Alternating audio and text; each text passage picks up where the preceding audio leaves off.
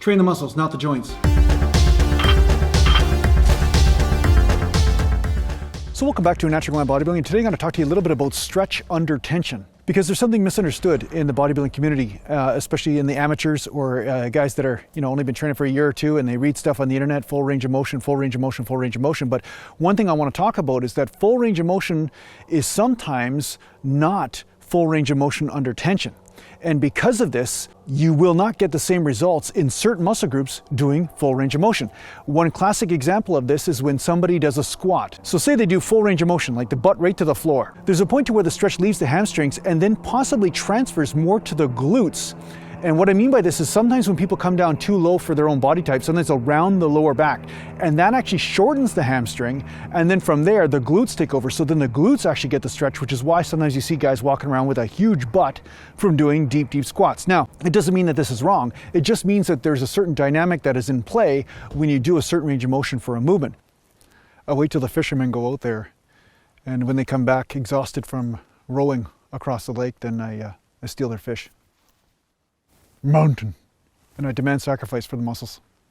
A classic example of this is during the lat pull down or the chin up or the pull up. There's a point to where when you extend that you'll start to notice that your rotator cuff muscles start to take the brunt of it, or the internal rotators that are beyond the lats stretch. So although there may be some lat involvement, you'll notice that there's a lot of other muscles that start to come into play that are actually taking over and getting the majority of the stretch and keeping that tension on there.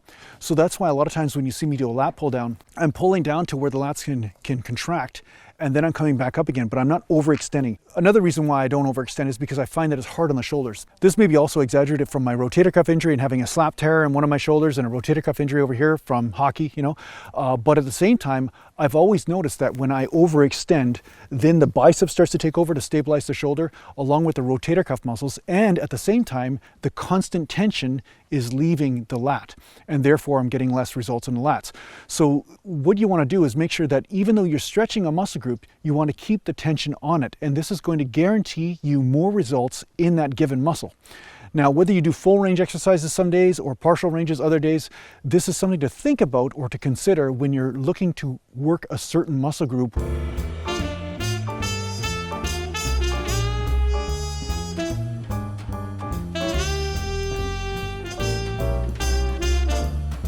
Same thing for bench press. Sometimes when you come down low on your bench press, you bring the bar down pretty low, there's a certain point to where there's a stretch in the chest, and then the tension leaves the chest, and then the tension goes to the delts when you come down lower. And from there, the tension is then now more on the delts.